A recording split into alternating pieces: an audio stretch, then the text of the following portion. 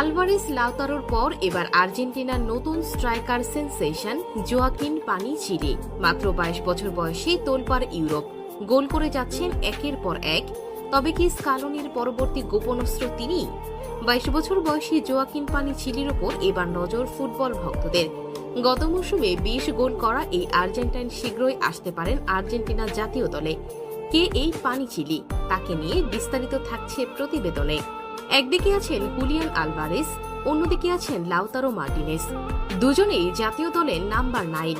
অন্য অনেক দেশের তুলনায় আর্জেন্টিনার স্ট্রাইকার পজিশনের প্রতিযোগিতা তীব্র।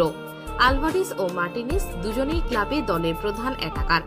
জাতীয় দলেও একজন আরেকজনকে টেক্কা দিয়ে পারফর্ম করছেন।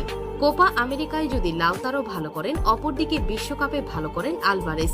অর্থাৎ দুজনই ছন্দ ধরে রেখে পারফর্ম করে যাচ্ছেন সমান তালে।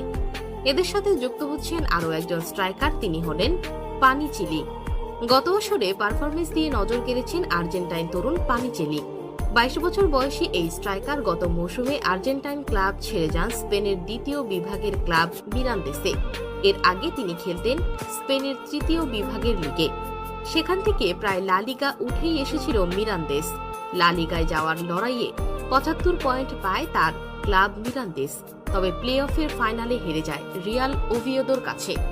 এমনকি সেই ম্যাচে ওভিয়েদোর বিপক্ষেও শুরুতে গোল করে দলকে এগিয়ে নিয়ে যান পানিচিলি।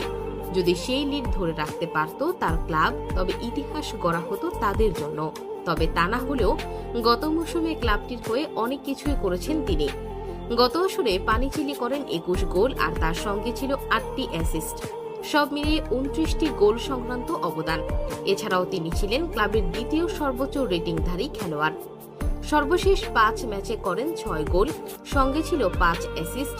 অর্থাৎ গোলের পাশাপাশি অ্যাসিস্টেও দারুণ পারফর্ম করেছেন তিনি। গত মৌসুমে পানিচিলি নিয়েছিলেন 114টি শট, যার মধ্যে 47টি ছিল অন টার্গেট। এর মধ্য থেকেই তিনি করেছিলেন উল্লেখযোগ্য সংখ্যক গোল, অর্থাৎ কনভার্সন রেটও ছিল চমৎকার।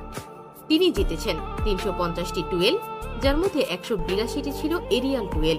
অর্থাৎ তাকে মার্ক করা যে কোনো ডিফেন্ডারের জন্য কষ্টসাধ্য। তিনি জায়গা বের করতে পারেন, শট নিতে পারেন, এবং তা নিয়মিতভাবেই। এমন একজন খেলোয়াড়কেই তো চাইবে যে কোনো দল। আর তাই তার পারফরমেন্সে মুগ্ধ হয়ে এবার তাকে দলে টেনেছে ফ্রান্সের প্রথম বিভাগের ক্লাব স্ট্রাসবুর্গ। আর্জেন্টিনার দলে যদিও দুজন স্ট্রাইকার আগে থেকেই আছেন, কোচ লিওনেল স্কালোনি বিভিন্ন পজিশনের জন্য নতুন মুখ বিবেচনা করেন। এর আগে তৃতীয় স্ট্রাইকার হিসেবে সুযোগ পেয়েছেন কুয়েরা, কাস্ত্রো বা লেনাস্টার। এবার সেই তালিকায় পানিচিলির নাম ঢুকতে আর বেশি দেরি হবার কথা নয়।